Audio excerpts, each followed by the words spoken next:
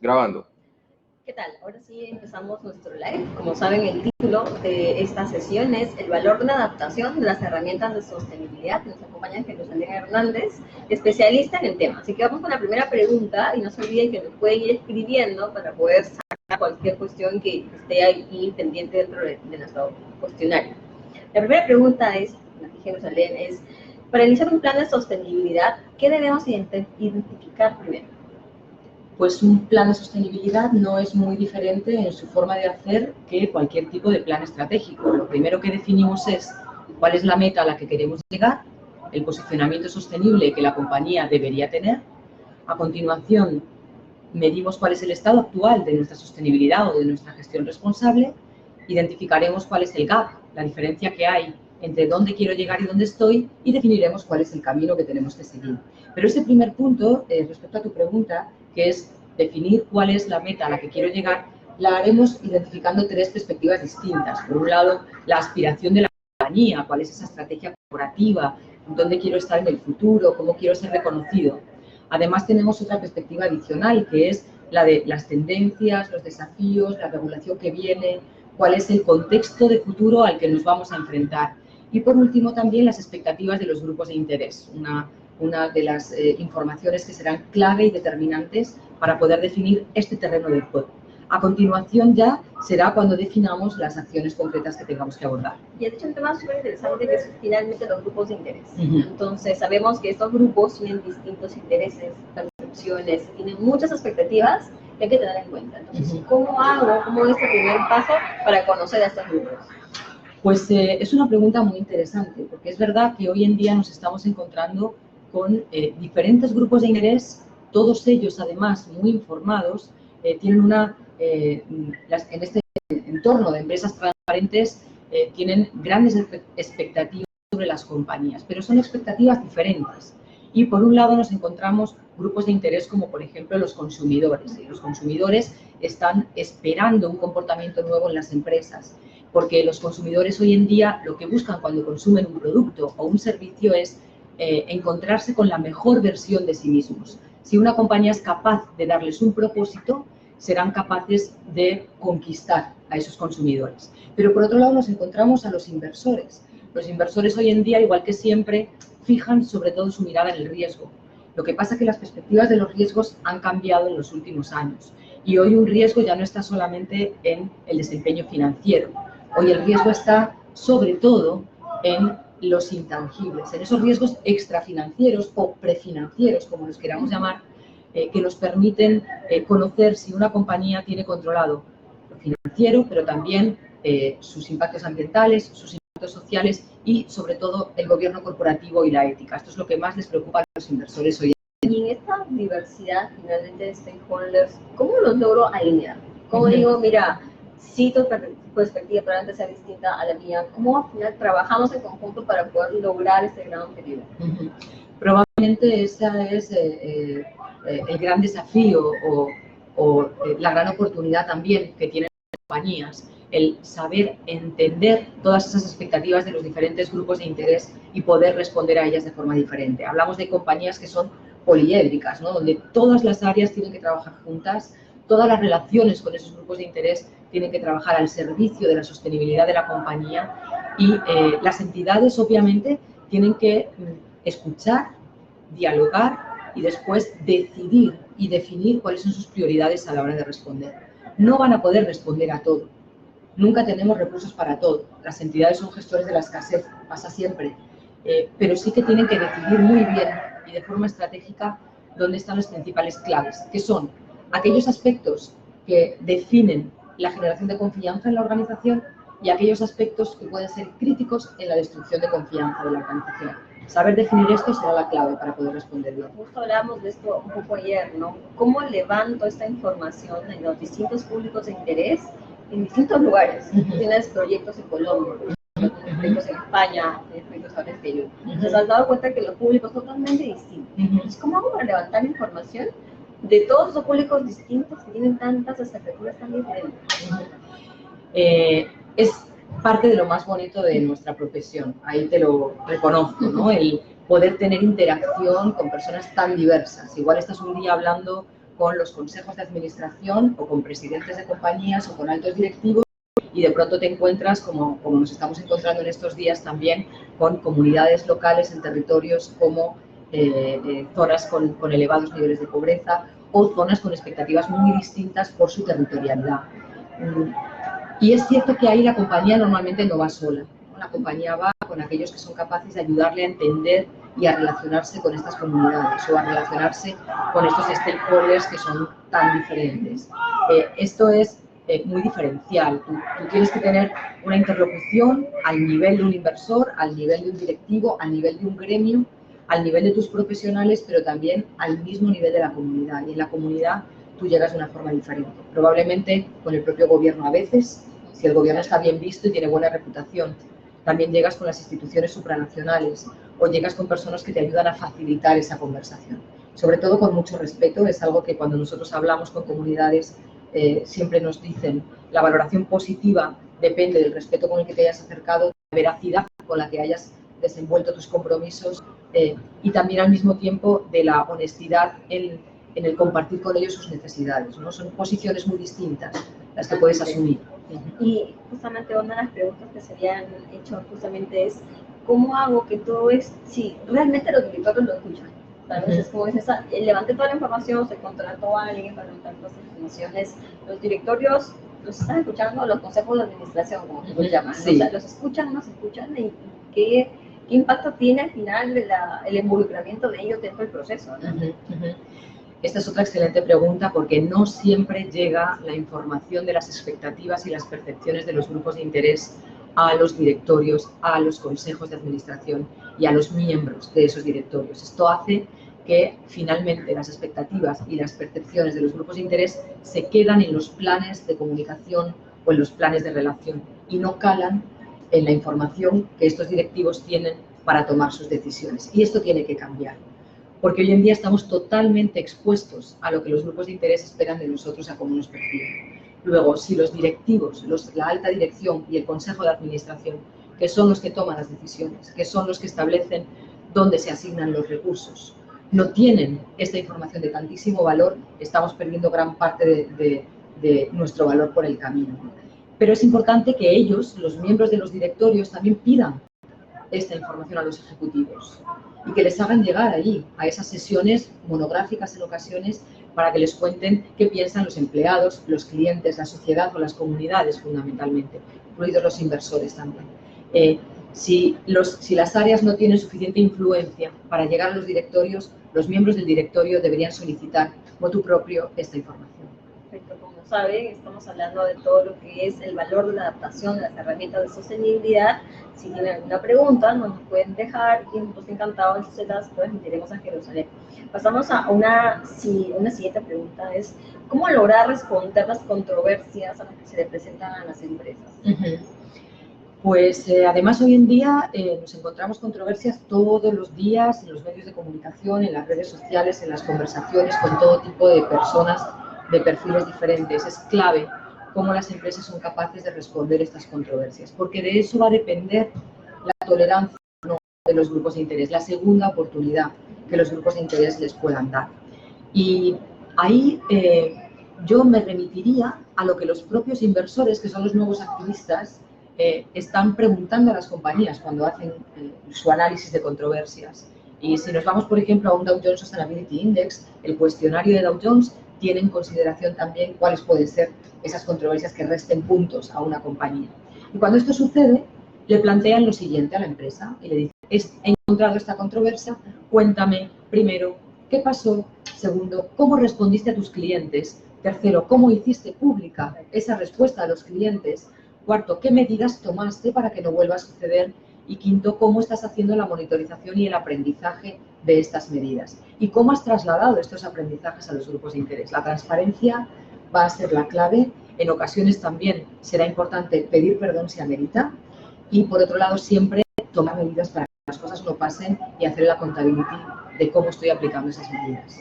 Perfecto. Tenemos una pregunta. Dice, ¿el área de sostenibilidad debe ser independiente o pertenecer a alguna área dentro del organigrama empresarial? Qué buena pregunta. Esto es un dilema, porque en cada lugar, y a veces me atrevería a decir en cada compañía, se está moviendo el rol del responsable de sostenibilidad a distintas áreas. Y aquí ha habido una enorme evolución, desde no existir un área de sostenibilidad y tener como muy repartida esta función, a de pronto acumular toda la gestión de la sostenibilidad en una única área. Lo que estamos viendo, y yo lo veo en Latinoamérica en concreto, sí que estoy viendo que el área de sostenibilidad está pasando de las áreas estratégicas que solo miran lo interno a las áreas que también están mirando lo externo, las relaciones institucionales, etcétera. No como si fuese un greenwashing, no como si fuese un lavado de cara de la sostenibilidad. Hemos pasado ya de largo de esa fase, sino como un mecanismo para poder llegar también a alcanzar la reputación corporativa, que es un valor en sí mismo y que tiene un derivado económico importante para las organizaciones. También es un reconocimiento a la especialidad. Efectivamente, efectivamente. Pero sí que es cierto que en algunas ocasiones lo que se escucha es que la tendencia debería ser que la sostenibilidad en realidad formara parte de la dirección de la compañía, propiedad de todos, y que solamente hubiera alguien que se encarga de acumular información cuando toca para hacer el informe o de responder a los inversores en los roadshows sobre esta cuestión o de orientar las acciones y los planes. Pero finalmente la sostenibilidad está en toda la organización. Otra pregunta que nos llega dice, ¿qué información es la que más requieren los directivos de cara a convencerlos de la necesidad de responder a estas expectativas de los públicos? Pues aquí tenemos que ser prácticos y ser inteligentes, y los directivos muchas veces solo entienden dos lenguajes, o podríamos decir tres: riesgo, oportunidad y resultados financieros. Y este lenguaje lo tenemos que llevar a los intangibles, y sabemos que es así, no siempre conocemos las herramientas para poder hacerlo, pero tenemos que tener claro el impacto que tiene la gestión responsable en los resultados económicos, cómo genera valor, cómo destruye valor también el no hacerlo bien, y esto hay que evaluarlo. Al mismo tiempo, conocer qué riesgos hay asociados a una inadecuada gestión de la sostenibilidad y qué oportunidades de negocio y de crecimiento vamos a tener si gestionamos la compañía de forma responsable. Con este lenguaje, que es el lenguaje de los directivos, podremos hacerles entender mejor este valor que nosotros construimos. Si hablamos un lenguaje más abstracto o más pegado a otras cuestiones, no nos van a escuchar. Y aquí es justamente la importancia de ver la sostenibilidad no como una acción benéfica que ya casi no se hace, sino que realmente es ver la sostenibilidad como el impacto que tengo en las comunidades en las que realmente yo estoy pues involucrándome, ¿no? Entonces desde agua, luz, salud, y muchos temas que son bastante básicos para estas comunidades. La siguiente pregunta es, que nosotros también lo hablamos hace un momento, es: ¿el plan de sostenibilidad es aplicable a las pequeñas y medianas empresas? Si es así, ¿qué parámetros debo tomar en cuenta? Sí, por supuesto, claro que sí, porque el ser sostenible o no tiene que ver con el tamaño de la organización. El gestionar de forma sostenible es un valor para todas las compañías. La dimensión que le vamos a dar a la gestión sí puede ser distinto, y la asignación de recursos también, pero al final la sostenibilidad se trata de identificar qué impactos puedo tener y qué cosas me impactan, y cuáles son los desafíos del entorno a lo que yo voy a responder, generando un propósito que me hará pervivir en el largo plazo. Y esto aplica igual a una pequeña empresa y a una gran empresa. En cuanto a los impactos, siempre tenemos que medirlos bien, medir nuestras externalidades y conocer cuáles son las maneras que mi compañía va a poder abordar para minimizar esos impactos negativos y potenciar las contribuciones positivas. Justo en ese sentido, perdón, que te haya cortado, justo que mencionas eso, justo ya la pregunta de si hay riesgos para alguna empresa, si una empresa... Riesgo, y es que te equivoques en tu estrategia de sostenibilidad, que realmente no lo hagas teniendo en cuenta tu actividad, tu modelo de negocio, quiénes son tus clientes, quiénes son tus grupos de interés, a quién impactas y quién te impacta. Si tú no haces bien esto, sí tienes un riesgo, y es dedicar recursos a algo que no va a tener la eficiencia que tú quieres. Pero pensemos también una cosa, y es que la sostenibilidad o la gestión sostenible en una empresa pequeña o mediana también te va a dar acceso a unos clientes que la mayoría ya están teniendo en cuenta criterios de sostenibilidad para homologar a sus proveedores. Te puedes quedar fuera si no tienes criterios de sostenibilidad, y sin embargo puedes tener acceso a grandes compañías si los tienes. Luego, esto es una gran oportunidad que hay que considerar. Por otro lado, el riesgo es el no tener las medidas de sostenibilidad, porque si tú tienes un impacto ambiental, o si tú tienes un impacto social, o si no respetas los derechos humanos, o si no cuidas los temas laborales, o si no haces un buen modelo de economía circular, estás incurriendo en un enorme riesgo que se puede materializar y se va a materializar más pronto que tarde. Sí, excelente. Justo en este contexto en el que empresarios de grandes empresas o medianas empresas nos llega esta pregunta, dice, ¿qué perfil debe tener una estratega de sostenibilidad? ¿No? Y eso es muy importante porque es, ¿qué perfil debo tener? ¿En qué me tengo que formar? ¿Qué tengo que conocer para poder luego diseñar bien esta área? Los perfiles también están enriqueciendo mucho y esto yo creo que está pasando en casi todas las profesiones y en la nuestra muchísimo. Nuestra profesión es la mejor del mundo, la mejor que se puede tener, me lo has escuchado muchas veces, pero estoy convencida, lo digo de verdad, o sea, creo que además estamos en el mejor momento, pero esto es muy exigente. ¿Por qué? Porque el perfil del gestor de la sostenibilidad tiene que ser un perfil muy transversal. El gestor de la sostenibilidad tiene que saber de financiación sostenible, de asuntos medioambientales, de asuntos sociales, de herramientas tecnológicas, de digitalización, de reputación.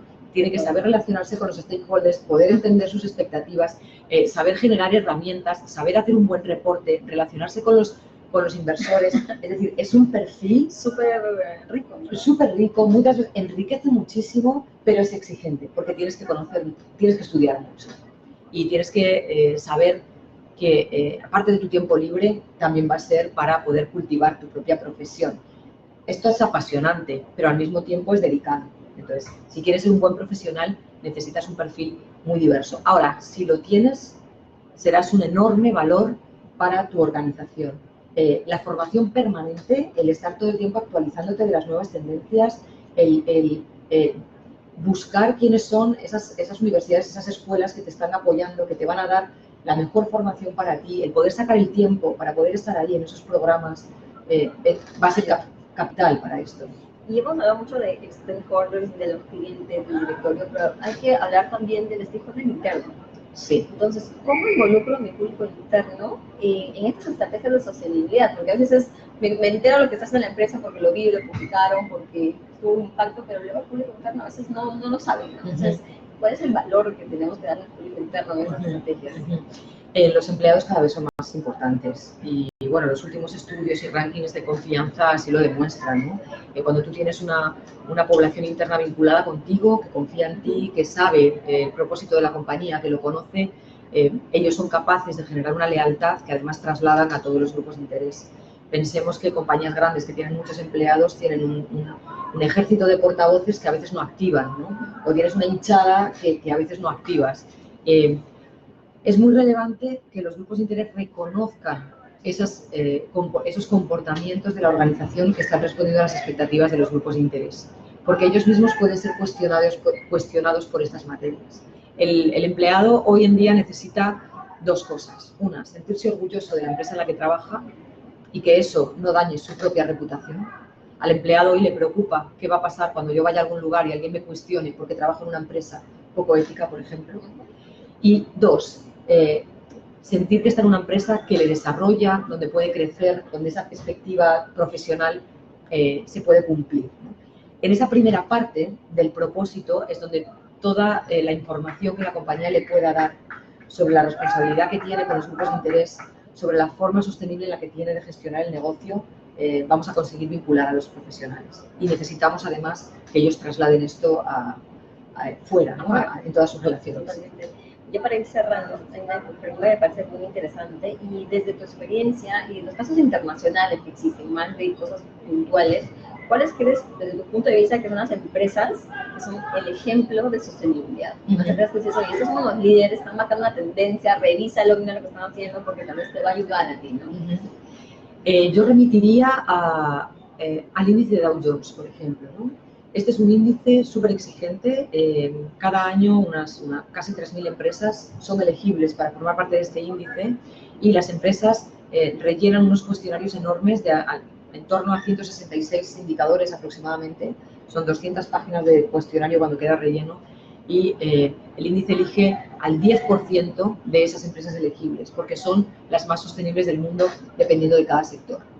Nosotros desde KPMG ayudamos a muchas compañías a identificar cuáles son las áreas de mejora que ellos tienen que abordar para poder cumplir con los criterios que pide Dow Jones. Les ayudamos a entender bien qué es lo que está pidiendo el analista y profundizamos mucho. Al final entramos en las tripas de todas estas compañías y podemos, podemos pensar o podemos decir que realmente las compañías que son elegibles tienen buenas prácticas en distintos de los hitos o de los rubros que se están evaluando, ¿no?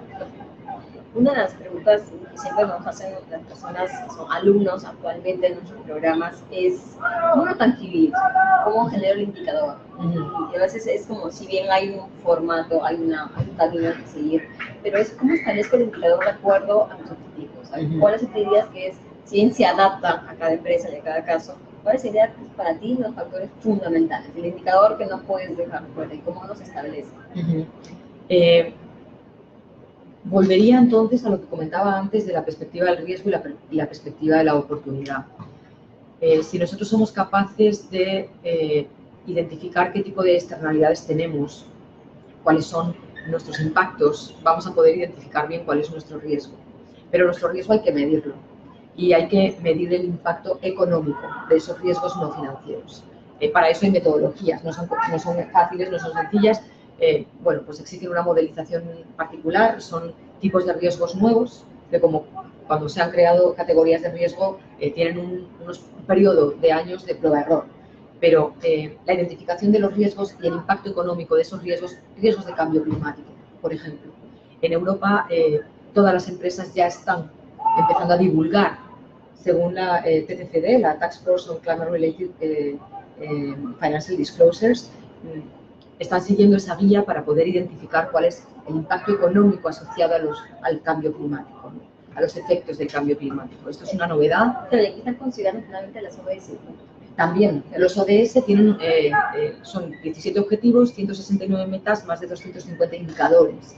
Esos indicadores son indicadores de macro, indicadores que los gobiernos pueden utilizar para evaluar su crecimiento, pero todas las compañías tienen indicadores de gestión que contribuyen seguramente a estos indicadores de objetivos de desarrollo sostenible, que además es muy interesante porque si las compañías miden su contribución a los ODS con este tipo de indicadores en las relaciones con la administración pública, por ejemplo, van a poder establecer un diálogo distinto, porque le pueden decir a la administración, tú te comprometiste a llegar a estos objetivos, yo te estoy ayudando de esta manera y yo estoy contribuyendo con este dato, yo te doy mi dato, así estoy contribuyendo yo a la igualdad, a la gestión del agua, a la gestión del medio ambiente, al cambio climático, a la energía limpia.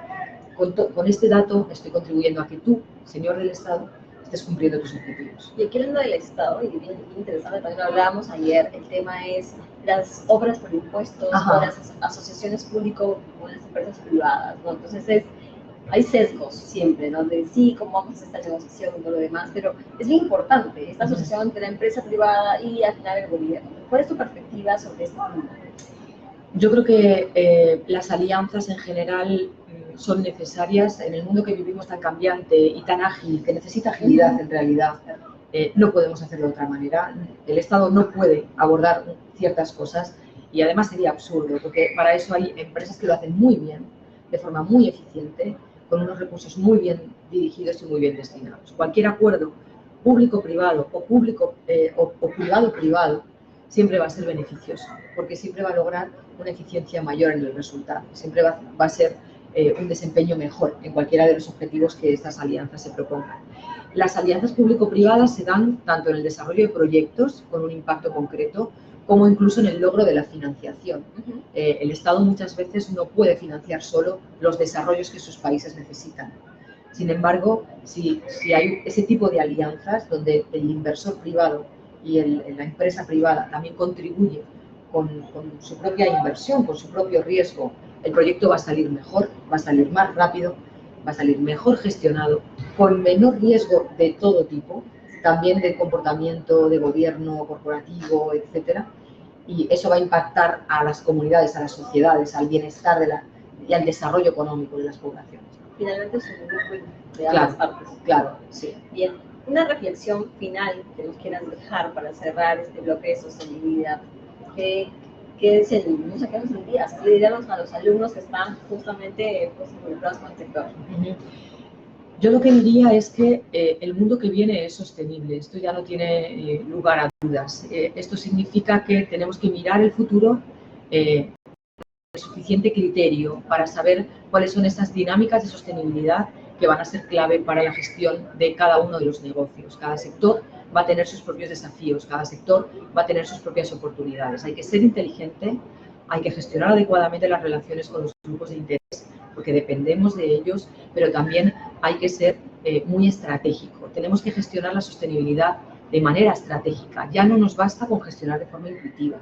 Y esto significa tener modelos, indicadores, llevar el impacto económico, tratar una relación muy fuerte y muy fluida con los inversores de largo plazo, con los inversores, porque la inversión sostenible va a ser clave a la hora de transformar las organizaciones y pegarse mucho a los objetivos globales y a los desafíos globales, porque va a estar nuestra supervivencia en el futuro. Y adaptarnos a la realidad, como ver lo que está pasando en el país, pues las crisis que tenemos, los desafíos que tenemos como es súper importante. Rosalía, muchas gracias por tiempo, por aceptar una nueva invitación de la Universidad de Piura, por todas las ideas. Yo creo que los alumnos están disfrutando muchísimo las clases contigo. Gracias a ustedes por estar conectados. Cualquier duda, cualquier pregunta, siempre tienen el canal disponible. Y bueno, pronto seguro les comunicaremos de alguna próxima entrevista. Muchísimas gracias.